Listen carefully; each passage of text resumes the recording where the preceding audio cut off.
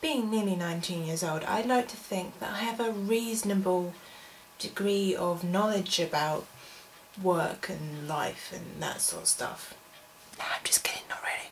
I'd like to share with you some of my experiences of the working world, and hopefully you'll be able to learn from them, or if not, this might be just really boring, or might give you a bit of a laugh, I don't know.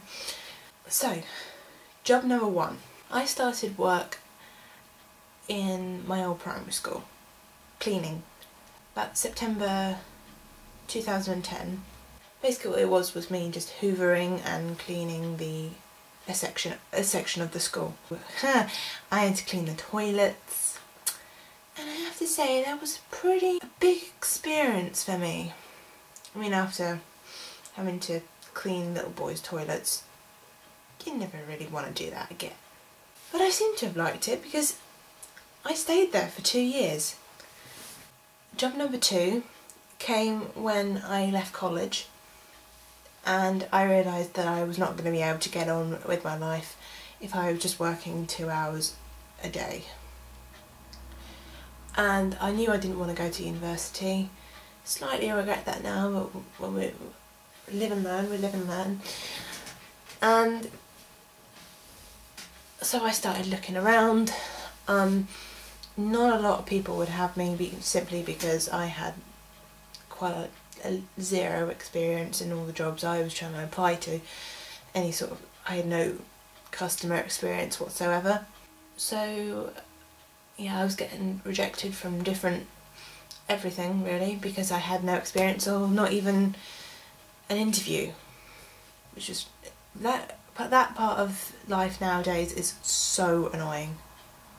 I mean, some people don't even get their CVs even looked at nowadays because it's all done online, and if you haven't got the right qualifications or the right experience, you don't even get a look in. It doesn't matter what kind of person you are, you just don't. So eventually I had heard about this coffee shop called Pret a Manger, and they were opening one in my hometown. So I went along to the open day. They hadn't built it yet, so they just held it in the local training centre and filled out the forms and stuff, and had a little and I had to give my form in, and if they liked me they'd call me for an interview that day. So they took me into a room, I had an interview, and they liked me. So they said, okay, come along to this experience day in, I had to go to East Croydon, one of the shops in East Croydon. I got up at, surely, it was about 4:45 in the morning to get a train to get to East Croydon for about 7. I get introduced how to make the sandwiches, and that was mostly it. And then in the afternoon I swapped over with these other people. I actually knew one of them. I went to school with one of them who was trying out for the same job. I met the manager of who was going to be the manager of the Pret in my local, and he liked me and he said, yeah, you seem to have done really well, so you can come and I'd like to employ you. So I was relieved, I was so happy. I was like, oh my god, I actually have a proper job. Of course, Horsham hadn't been built yet, so we had to keep going for training in East Croydon, which did mean getting up at 4:45 and getting that train to get in at 7. Oh. So afterwards, training got done, Horsham got open, and I was still in the kitchen.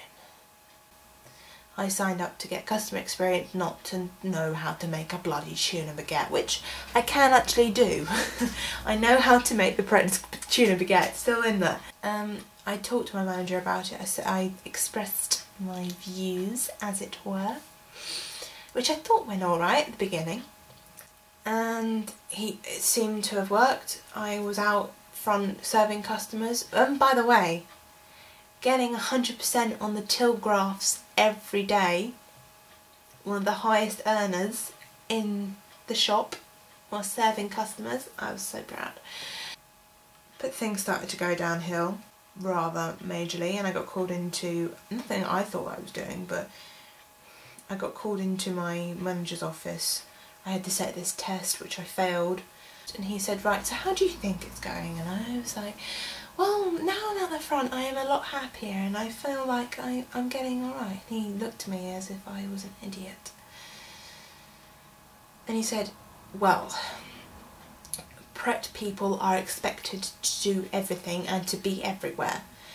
And I don't think you're doing, you are not being that person. And if you either need to become everything, or you will probably have to leave. I basically almost had a mini meltdown. My mum was coming in anyway, and I told her I just didn't want to go out there. I just didn't want to work there anymore, so I left. I went into Pret a couple of days ago, and I was talking to my friend who works there, and she said, oh, he's not here. And I'm like, oh, where's he gone? I thought, you know, holiday or something. He's like,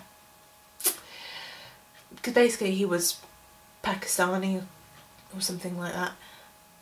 She said his visa expired, so he had to go home. Oh, that was the best. I was like, wow, that's what you get for being an arsehole, isn't it? So after the ordeal of Pret, feeling pretty low, I went to Smith & Weston. And I thought, okay, this is going to be alright. I'm going to get my customer service experience, and it seems like a great place to work. People were really friendly. Manager was not. Well, she was, but she had this hidden side to her. She basically didn't, towards the end, she didn't want me there, and she told me, I was employed in November, and she said that I wasn't a strong enough waitress to cope with Christmas, but she hadn't given me much training. I was just kind of, first it was like, shadow this person, and then it was like, okay, this is your area, just go deal with it. After the refit, I waited for the call, didn't get the call. In the end I called them, and I could tell by the way she answered the phone, and I said it was me. She didn't want me there. I kept Smith & Weston on my CV until February, looking for film apprenticeships, and that got me into marketing.